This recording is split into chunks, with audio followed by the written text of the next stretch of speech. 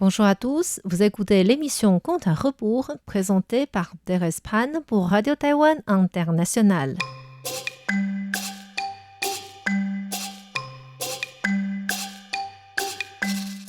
Les semaines précédentes, nous avons raconté l'histoire d'un homme s'appelant Fan Qing qui réussit les examens à l'âge de 54 ans. Il alla rendre visite à son enseignant, le préfet Tang, dans un autre comté, mais son compagnon Zhang Jingzhai donna un mauvais conseil au préfet et cela causa la mort d'un chef musulman. En raison de la colère des croyants, Zhang Jingzhai et Fan Qing ne pouvaient que se sauver discrètement. Remontons quelques jours en avant. Avant que Zhang Jingzhai et Fan Qing ne rencontrent le préfet Tang, ils avaient croisé un homme s'appelant Yan Dawei.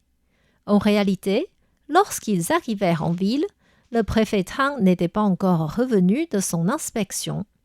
Zhang Jingzhai et Fan Qing trouvèrent donc un temple pour se reposer. Ce temple était en travaux.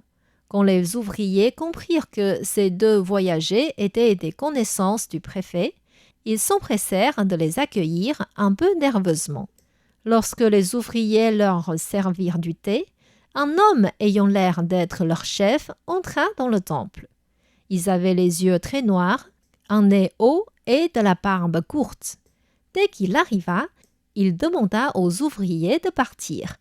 Il leur dit « Je m'appelle Yan Dawei et j'habite non loin d'ici. Mon enseignant est un bon ami du préfet. J'imagine que vous êtes aussi ses amis proches. » Zhang Jingzhai et Fan Qing lui dévoilèrent chacun leur lien avec le préfet Tang. Le serviteur de Yan Dawei sortit un panier de nourriture et une bouteille d'alcool. Il sortit 9 plats du panier et les mit sur la table.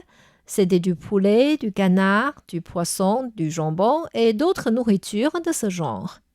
Yan Dawei servit de l'alcool aux 2 maîtres et dit « Je devais vous inviter à vous reposer chez moi en attendant, mais je crains que mon humble demeure ne soit à la hauteur de votre statut.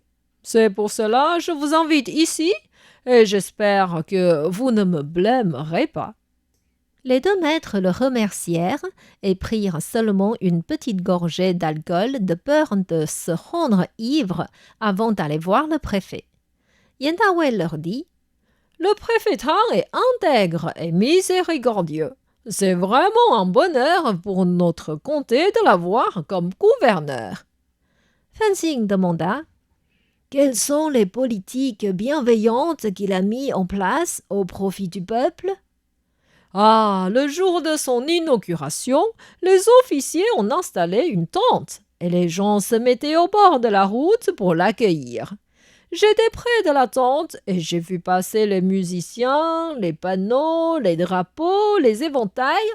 Finalement, le palanquin du préfet s'est approché. Dès que j'ai vu la physionomie de son visage, je savais que ce préfet était un homme de bien. Chose étrange, nous étions nombreux près de la tente, mais le préfet ne regardait que moi seul. Un ami a réalisé cela et m'a demandé si je connaissais ce préfet avant. Je lui ai répondu honnêtement que je ne le connaissais pas. Du coup, cet ami croyait que la personne que le préfet regardait était lui. Il s'approcha du palanquin en espérant que le préfet lui parle, mais le préfet descendit du palanquin sans le regarder. Il était vraiment gêné. Le lendemain, je suis allé à la préfecture pour saluer le nouveau préfet. Il était occupé, étant nouveau du comté, mais il a tout laissé pour m'accueillir. Il m'a servi personnellement 2 fois du thé, comme si nous étions des amis de plus de 10 ans. Zhang Jingzhai commenta « C'est sans doute parce que le préfet a entendu parler de votre bonne réputation qu'il vous respecte spécialement. J'imagine qu'il demande souvent votre avis dans son gouvernement. » Je ne suis pas retourné à la préfecture trop souvent. Pour ne rien vous cacher, je suis un homme simple. Je n'intimide jamais les voisins et tous les gouverneurs précédents m'appréciaient. Le préfet Tang n'aime pas inviter les gens au banquet, mais il montre son affection d'une autre manière. Par exemple, Pour l'examen du comté, le mois dernier, il a pris mon deuxième fils à la deuxième place. Il lui a demandé qui était son enseignant et voulait savoir s'il était fiancé. Il se soucie vraiment de notre famille. Fan Jing dit: Le barème que mon enseignant établit est toujours élevé. Puisqu'il apprécie votre fils, cela veut dire qu'il a vraiment du talent. Ah, merci beaucoup. Notre comté est connu dans la province de Guangdong. Les impôts récoltés d'une seule année dépassent 400 kilos d'or. Ensuite, il fit le calcul sur la table avec son doigt tout en murmurant: Faisons comme le préfet Tang, c'est peut-être seulement 300 kilos, mais au mandat du préfet Pan, c'était au moins 400 kilos. Il avait de l'argent pour employer des personnes importantes comme nous. Pendant qu'il réfléchissait tout en se parlant, un servant entra lui dire: Maître, madame vous demande de rentrer. Pourquoi? Le voisin est venu demander le cochon et il ne veut pas partir. J'ai compris. Va vite et je rentre tout de suite. Yan Dawei se leva, s'inclina vers les 2 maîtres et s'excusa de devoir partir. Quelques jours plus tard, après l'affaire des musulmans révoltés, 2 personnes arrivèrent au tribunal pour porter plainte. L'un d'eux s'appelait Wang Xiao'er, qui était justement le voisin de Yan Dawei. Le mois de mars de l'année dernière, un cochonnet de la famille de Yan Dawei était allé à la maison de la famille Wang tout seul. Nerveuse, la famille Wang redonna immédiatement le cochonnet à Yan Dawei. Mais celui-ci dit qu'un bétail revenant de chez quelqu'un d'autre portait malheur et obligea la famille Wang à l'acheter à 250 grammes d'argent. Ce cochon grandissait ainsi chez la famille Wang jusqu'à avoir plus de 60 kilos. Mais un jour, il se trompa de chemin et alla chez la famille de Yan Dawei, qui renferma le cochon chez eux. Et quand Wang Da, le grand frère de Wang Xiao'er, leur demanda le cochon, Yan Dawei leur dit: Ce cochon est à nous. Si vous le voulez, il faut l'acheter au prix du marché. Payez et ce cochon est à vous. La famille Wang étant pauvre, Wang Da ne pouvait pas payer ce frais.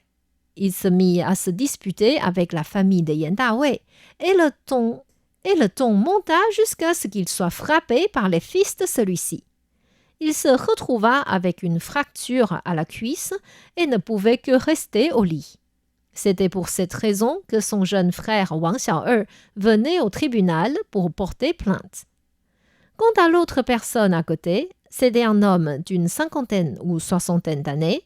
Il dit au préfet: Je m'appelle Huang Mengcong et j'habite à la campagne. Le mois de septembre de l'année dernière, je suis venu en ville pour payer mes impôts. Comme je n'avais pas assez d'argent, j'ai demandé à M. Yan Dawei de me prêter 750 grammes d'argent. L'intérêt était fixé à 2 grammes d'argent par mois. Je lui ai écrit une reconnaissance de dette, mais il ne m'a pas donné l'argent tout de suite. J'attendais dans la rue et j'ai alors croisé une connaissance du même village. Il m'a dit qu'il pouvait me prêter de l'argent et que je lui rendrais peu à peu au retour. J'ai ainsi pu régler mes impôts et suis retourné chez moi. Quelques mois plus tard, je me suis rappelé de cette affaire et suis allé à la famille Yan pour reprendre ma reconnaissance de dette. Monsieur Yan Dawei m'a demandé de lui payer d'abord des intérêts de ces mois-ci, et comme je lui ai dit que je n'avais même pas reçu le fonds de départ, il m'a dit que je lui ai laissé la reconnaissance sans prendre les 750 grammes d'argent. Par conséquent, il n'osait pas non plus prêter cette somme à quelqu'un d'autre. Cela lui faisait perdre les intérêts de ces mois-ci, et c'était donc à moi de les payer. Je reconnais que j'ai aussi tort et j'ai proposé de lui offrir une cuisse de porc et de l'alcool en échange de la reconnaissance.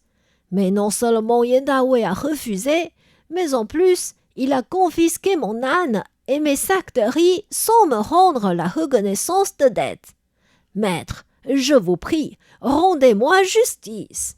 Farouche, le préfet dit: Ce maudit Yan Dawei, c'est un homme qui a fait l'école officielle et possède un certain statut. Comment peut-il tromper les gens au lieu de leur venir en aide? C'est vraiment intolérable. » Ainsi, il ordonna à ses subordonnés d'aller capturer l'accusé. Avant que le subordonné du préfet arrive, cette nouvelle parvint déjà à l'oreille de Yan Dawei. Paniqué, il se dit « Ces deux choses sont véridiques. Si je passe au tribunal, je n'aurai aucune chance. Maintenant, je ne peux que quitter ce lieu en attendant que le problème passe. » Il rangea ses affaires en vitesse et s'enfuit à la capitale provinciale. Lorsque les subordonnés arrivèrent chez la famille Yan, Yan Dawei n'était naturellement plus là. Rien à faire, il ne pouvait que s'adresser à son jeune frère Yan Da-yu, celui-ci qui habitait dans une autre maison juste à côté. Yan Da-yu avait aussi fait l'école officielle et en raison de son caractère frugal, il était parvenu à accumuler beaucoup de richesses. De nature beurreuse et indéterminée, il n'osait pas décider à la place de son frère. Il donna 2000 pièces d'argent aux subordonnés du préfet en leur demandant de partir et de lui laisser le temps de s'en occuper. Ensuite, il envoya un servant pour faire venir ses deux beaux-frères chez lui et discuter de ce qu'il fallait faire. Est-ce que ce problème que Yan Dawei a laissé sera bien réglé?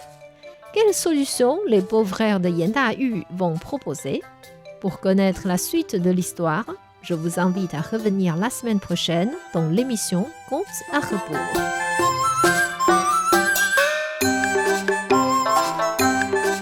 C'était Contes à rebours présenté par Thérèse Pan sur les ondes de RTI.